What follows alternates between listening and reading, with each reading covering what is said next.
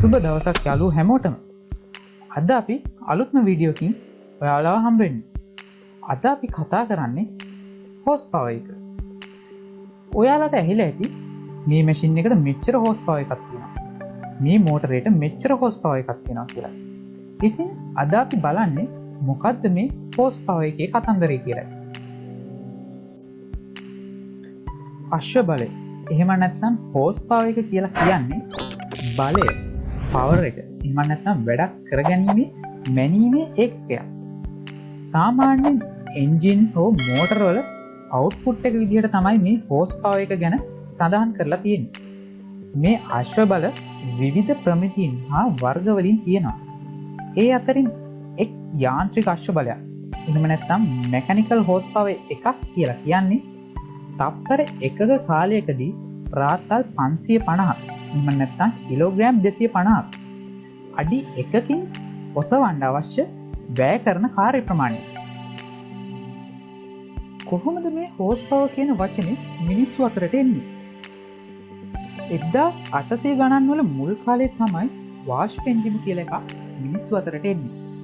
ඉතින් මේ එන්ජිම එන්න කලින් මිනිස්සු එයාලගේ වැඩ කටයුතු පහසු කරගන්න අශ්ව යොදාගෙන තියෙනවා. ඒ කාලේ හිටපු පතල් හිමිකරුවෝ මේ වාෂ්ප එන්ජිම එයාලගේ පතල් වල වැඩ කටයුතු පහසු කරගන්න යොදාගෙන තියෙනවා. හැබැයි එයාලට පුංචි ප්‍රශ්නයක් ඇවිල්ලා තියෙනවා. ඒ තමයි එච්චර කල් එයාලා ගාව වැඩ කරපු අශ්වයෝ කී දෙනෙක්ගේ හැකියාවට මේ එන්ජිම සමාන වෙනවද කියන ප්‍රශ්නේ. ඉතින් මේ ප්‍රශ්නෙට වාෂ්ප එන්ජිම හොයාගත්තු ජේම්ස් වොට් ලස්සන විසඳුමක් දීලා තියෙනවා.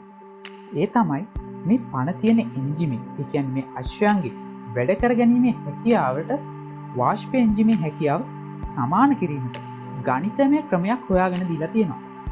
ඊට පස්සේ තමයි මේ අශ්ව බල යන යෙදුම කරලියට ඇවිල්ලා තියෙන්නේ.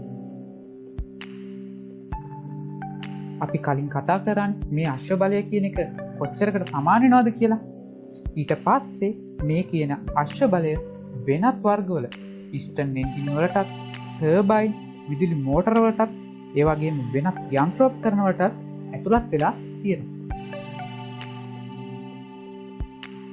ඔයාලා දන්නවද මේ අශ්ව බලය කියන එක මිනිස් අපටත් සමාන කරපු අවස්ථා තියෙනවා.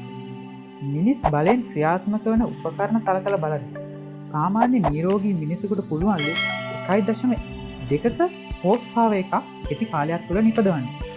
ඒ වගේම හොඳ පුහුණුව තියෙන ක්‍රීඩකයන්ට පුළුවන්ලු හෝස් පවර් 2.5ක් ඉතාමත් කෙටි කාලයකදී නිපදවන්න. අද වෙනකොට ලෝකයේ තාක්ෂණයෙන් දියුණු නවීන එන්ජින් සහිත වැඩි හෝස් පවර් තියෙන මෝටර් රථ පවා නිපදවලා තියෙනවා. අද අපේ වීඩියෝ එකකින් හෝස් පවර් එක ගැන හොඳ අයිඩියා එකක් ඔයාලට ලැබෙන්න ඇති. ඉතින් අපේ වීඩියෝ එක හොඳයි නම් ලයික් කරලා ෂෙයා කරන්න. ඔයාලට හෝස් පවර් එක ගැන මොන හරි අදහස් තියෙනවා නම් පල්ලෙහා කමෙන්ට් සෙක්ෂන් එකට දාන්න.